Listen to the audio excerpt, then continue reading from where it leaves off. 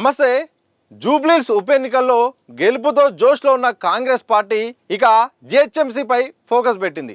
ఎలాగైనా జిహెచ్ఎంసీ పీఠాన్ని దక్కించుకోవాలని ఇప్పటి నుండే ప్రణాళికలు సిద్ధం చేస్తుంది.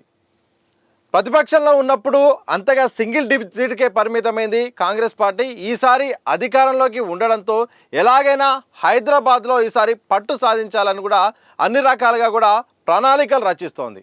వాస్తవానికి 20 నెలలు అవుతుంది కాంగ్రెస్ పార్టీ అధికారంలో వచ్చి, కానీ హైదరాబాద్లో కనీసం ప్రాతినిధ్యం ఇక్కడ లేదు.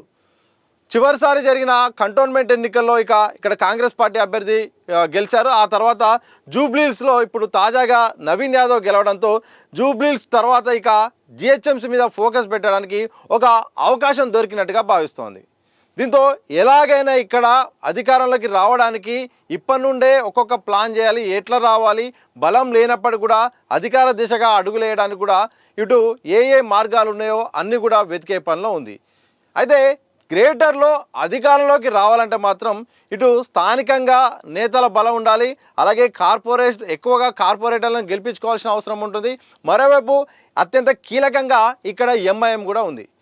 మజ్లిస్ పార్టీ డైరెక్ట్గా 50 డివిజన్లలో గెలిచే అంత సత్తా ఉంది. దాదాపు ఆ స్థానాల్లో వాళ్ళు ఏకంగా వాళ్ళ కార్పొరేటర్స్ కూడా ఉన్నారు. అయితే మరొక 10 నుండి 30 వరకు అయితే మాత్రం దాదాపు డివిజన్లలో కూడా అక్కడ ఓటు బ్యాంక్పై కూడా ఎంఐఎం ప్రభావితం చేసే అవకాశం ఉంటుంది. ఇదే సందర్భంలో జూబ్లీహిల్స్ ఫార్ములా కూడా జిహెచ్ఎంసీలో కూడా అమలు చేయడానికి కాంగ్రెస్ పార్టీ ప్లాన్ చేస్తుంది. కానీ విచిత్ర పరిస్థితి ఏంటంటే మజ్లిస్ పార్టీ కాంగ్రెస్ అధిష్టానంతో గ్యాప్ అయితే ఉన్నది, సరిగ్గా సఖ్యత లేదు. ఇదే సమయంలో తెలంగాణ విషయానికి వస్తే మాత్రం తెలంగాణలో ఇక్కడ ప్రభుత్వంతో పార్టీతో మాత్రం సత్సంబంధాలతో ఒక అండర్స్టాండింగ్ ప్రకారం అయితే ఉన్నది. ఆ అండర్స్టాండింగ్ ఇప్పుడు నవీన్ యాదవ్ రూపంలో జూబ్లీహిల్స్ ఉప ఎన్నికల్లో మాత్రం గెలుపుకు అవకాశం వచ్చినట్టు అయింది. ఎందుకంటే ఈ బైపోల్లో ఈసారి ఎంఐఎం అభ్యర్థిని కూడా పెట్టకుండా, కనీసం గతంలో స్నేహపూర్వక పోటీ అని అభ్యర్థిని పెట్టేది, కానీ ఈసారి మాత్రం అభ్యర్థిని కూడా బరిలో దించకుండా నవీన్ యాదవ్ను గెలిపించడానికి ఒక అవకాశం ఇచ్చినట్టు అయింది. అయితే ఎంఐఎం పార్టీ ఏమంటుందంటే మాత్రం మేము కాంగ్రెస్కు మిత్రపక్షం కాదు, కాంగ్రెస్కు మద్దతు ఇవ్వలేదు, కానీ నవీన్ యాదవ్కు మద్దతు ఇచ్చాము అని కూడా అసదుద్దీన్ ఓవైసీ అయితే అంటున్నారు. సో రాష్ట్రం వరకు బాగానే ఉంది, కానీ అధిష్టానం విషయానికి వచ్చే మాత్రం అక్కడ మజ్లిస్కు అధిష్టానానికి అయితే మాత్రం ఇంకా సరైన సంబంధాలు కూడా లేవు. ఆ సంబంధాల విషయంలో బీహార్ మొన్న జరిగిన ఎన్నికల్లో మాత్రం చాలా స్పష్టంగా కనిపిస్తుంది. బీహార్లో ఎంఐఎంతో పొత్తు పెట్టుకోకపోవడం వల్ల కూడా ఇటు చాలా ఓట్ల విషయంలో మాత్రం చీలిక ఏర్పడింది. అక్కడ ఎంఐఎం 5 స్థానాల్లో ఇటు వాళ్ళ పార్టీ ఎమ్మెల్యేలు గెలిచారు. అలాగే చాలా కాన్స్టిట్యున్సీలో కూడా ముస్లిం మైనార్టీ ఓట్లన్నీ కూడా మొత్తం కూడా ఓట్లు చీలి ఈ ఎంఐఎం పార్టీకి పడడంతో ఇటు ఏదైతే ఈ మహాగఠబంధన్ కూటమికి పడాల్సిన ఓట్లన్నీ కూడా పడకపోవడంతో ఓటు బ్యాంకు వాళ్ళకు ఉన్నప్పటికీ కూడా అభ్యర్థులు గెలవలేని పరిస్థితి కనిపించింది.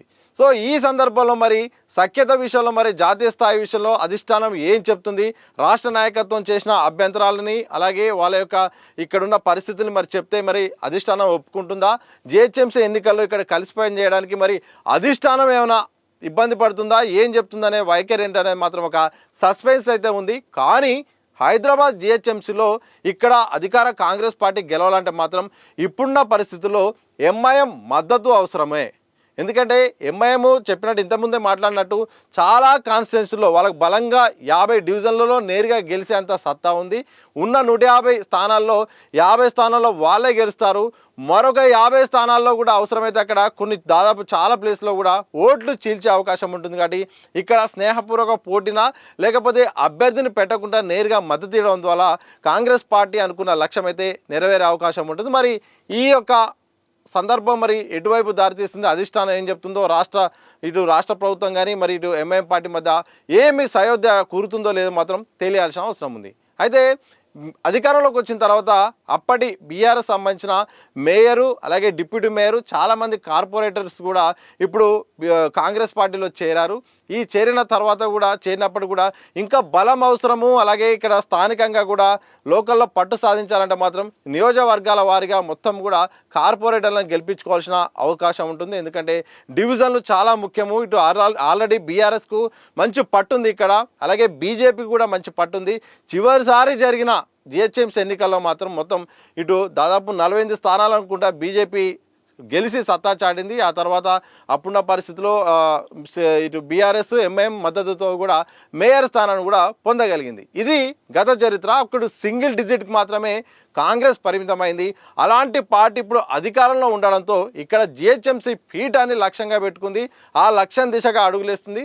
అవసరమైతే మన నవీన్ యాదవ్కి అయితే మాత్రం విప్ ఇవ్వాలని కూడా చూస్తుంది. చూడాలి మరి ఈ ఎన్నికలను దృష్టిలో పెట్టుకొని బాధ్యతలు ఇచ్చి ఇక్కడ కొన్ని డివిజన్లను గెలిపించాల్సిన అవకాశాన్ని కూడా ఇప్పటికే పార్టీ కూడా భావిస్తుందట. దాంతోపాటు కీలక నేతలకు కూడా ఒక్కొక్కరికి కూడా అవకాశాలు ఇచ్చి వాళ్ళకు పార్టీ పదవులు కూడా ఇచ్చి వాళ్ళకు బాధ్యతలు ఇచ్చి ఈ స్థానాల్లో మీ టార్గెట్ నెరవేర్చుకొని మాత్రం ఎట్టి పరిస్థితుల్లో ఈసారి జిహెచ్ఎంసీని మిస్ కావద్దంటూ కూడా ఇప్పటికే పార్టీ అయితే మాత్రం ప్రణాళికలు సిద్ధం చేస్తుందట.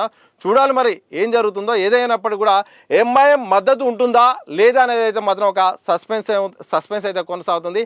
ఆ సస్పెన్స్కు మరి కాంగ్రెస్ అధిష్టానం మరి ఏమంటుందో తెలియాల్సిన అవసరం అయితే ఉంది. జూబ్లీహిల్స్ ఫార్ములా నమ్ముకోవాలని, ఫార్ములా లాగా పనిచేస్తే మాత్రం గ్రేటర్ పీఠం దక్కించుకోవాలని కూడా ఇటు రాష్ట్ర కాంగ్రెస్ భావిస్తుంది. మరి కేంద్ర అధిష్టానం మరి వాళ్ళ ఈ రాష్ట్ర యొక్క అభిప్రాయాన్ని మరి వాళ్ళు యాక్సెప్ట్ చేస్తారా, లేకపోతే జాతీయ రాజకీయాల పరిణామాల నేపథ్యంలో ఎంఐఎం నుండి అవసరం లేకుండా మరి ఒంటరిగానే పోటీ చేయాలని చెప్తారని మాత్రం తెలియాల్సిన అవసరం ఉంది. ఏదైనప్పటికీ కూడా అధికార కాంగ్రెస్ పార్టీ అయితే మాత్రం జూబ్లీహిల్స్ బైపోల్ గెలుపు తర్వాత ఇక నెక్స్ట్ స్థానిక సంస్థల ఎన్నికలు ఉన్నాయి.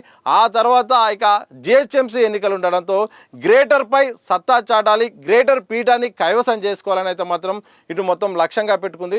చూడాలి మరి అధికార కాంగ్రెస్ పార్టీకి దక్కుతుందా, లేకపోతే గతంలో పీఠం దగ్గర దానికి దాదాపు భారీ పోటీ ఇచ్చిన బీజేపీ దక్కుతుందా, లేకపోతే సిట్టింగ్ స్థానం గతంలో గ్రౌండ్ మీద పట్టుండి ఓటు బ్యాంక్ ఉన్న మరి పూర్తి స్థాయిలో పట్టున్న బీఆర్ఎస్కు మరోసారి పట్టం కడతారో తెలియాల్సిన అవసరం ఉంది. ఏదేమైనప్పటికీ కూడా అధికారమే లక్ష్యంగా, జిహెచ్ఎంసీ పీఠమే లక్ష్యంగా అయితే మాత్రం కాంగ్రెస్ పార్టీ ఆశలు పడుతుంది, ప్రణాళికలు రచిస్తుంది. మరి వాళ్ళు అనుకున్న లక్ష్యం నెరవేరుతుందో లేదో అని మాత్రం మరికొద్ది రోజుల్లో క్లారిటీ రాబోతుంది.